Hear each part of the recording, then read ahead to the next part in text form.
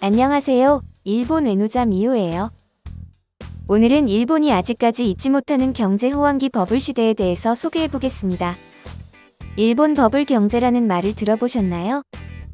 일본에서는 흔히 버블 시대라고 불리는 1980년대 후반부터 1990년대 초반의 이 시기는 세계 최고 수준이었던 일본의 경제 호황기였습니다. 70년대 후반부터 80년대 초반은 오일 쇼크로 인해 전 세계 경제가 영향을 받아 불안정한 시기였는데요. 당시 대규모 유가 변동으로 미국은 스태그플레이션 즉 경기가 침체되는 상황에서 물가가 상승하기 시작하는데 일본산 자동차나 일본산 제품이 싼 가격과 좋은 제품력으로 파고들며 대규모 수출 이익을 얻게 됩니다. 繊維、カラーテレビ、鉄鋼、そして自動車、日本製品がアメリカを占領します。この年、日本の貿易黒字は世界最大の560億ドル、その8割がアメリカとの貿易でした。日本批判が頂点に達します。その一つ、日本からの危機。アメリカを代表するジャーナリストホワイトの論文です。戦争に勝ったのはどちらだったのか。日本の激しい貿易攻勢でアメリカ産業は壊滅寸前である。That we supported them in their time of famine and disaster after the war. That we brought their scholars and scientists here and taught them how to make.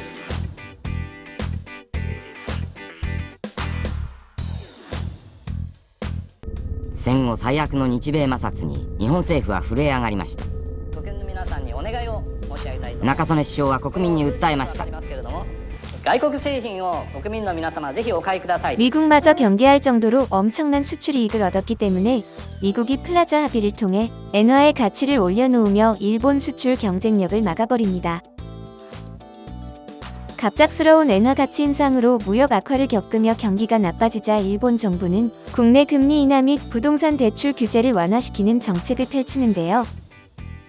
이 때문에 부동산 가격과 주식 가격이 폭발적으로 상승하기 시작합니다. 금리가 낮다 보니 돈을 빌려서라도 자산을 늘리려고 주식에 퍼붓는 사람이나 기업들이 많았습니다.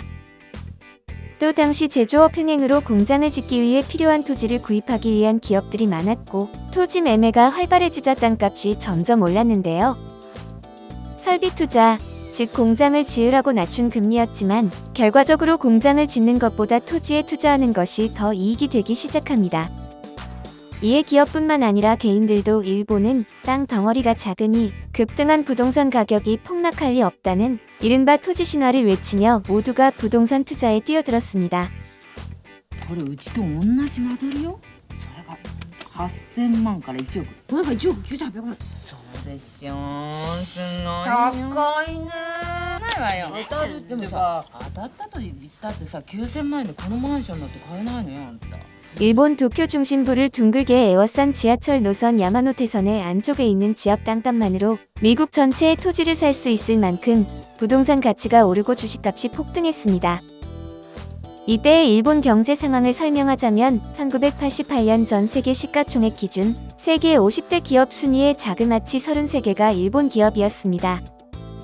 당시 다들 택시를 타고 다니느라 택시가 잡히지 않아 일 많은 지폐 다발을 손에 들고 흔들어야 겨우 잡히기도 했고 대학 졸업 파티는 선상 파티로 개최돼서 이벤트 1등 상품이 200만원, 즉 한화 2천만원 수준이었다고 합니다.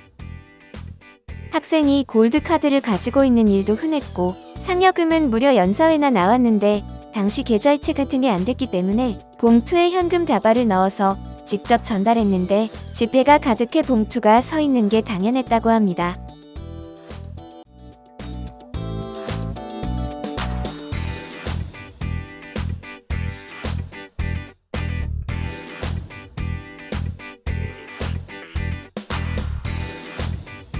人々は先を争うように高級品やブランド品を買い漁りました。土地だとかそういう家だとかってもう買えないみたいな限界みたいなのがありますでしょ、自分の収入の。そうすると身近な貴金属だとかこういう衣類だとかでなんか要求を満たしたい。 Mの Love is my message.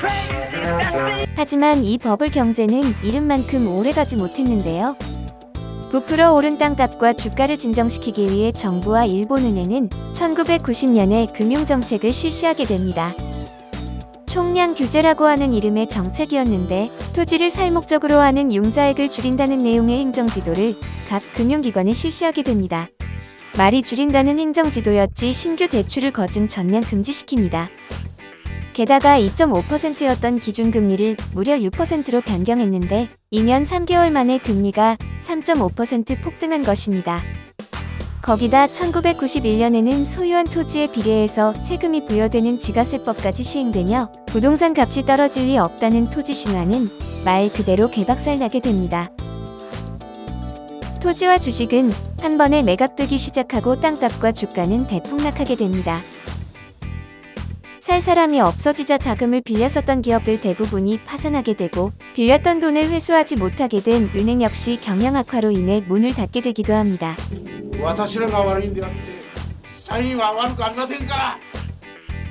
일본은 이 잠깐 빛났던 버블이 터지기 시작하면서 잃어버린 20년, 잃어버린 30년이라고 불리는 경제 불황이 계속되게 됩니다. 代わりに買われた高級車、今では当時のおよそ3分の1。あ、今がお買い得だよ。意外なところでダメージを受けているのが雑誌。崩壊前と崩壊後を比べてみると、なんと重さはおよそ半分。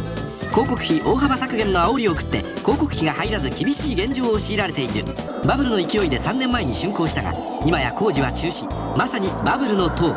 12時過ぎたら全く捕まらなかったタクシーもずらり客待ち。かつては座って飲めば13万円と言われた銀座のクラブも生き残るためにはあの手この手。なんとボトル代込み1人1万5,000円。 오늘은 일본이 영원히 추억하는 경제 호황기 버블 시대에 대해 알아봤습니다. 재밌으셨다면 구독과 좋아요, 알림 설정까지 부탁드립니다.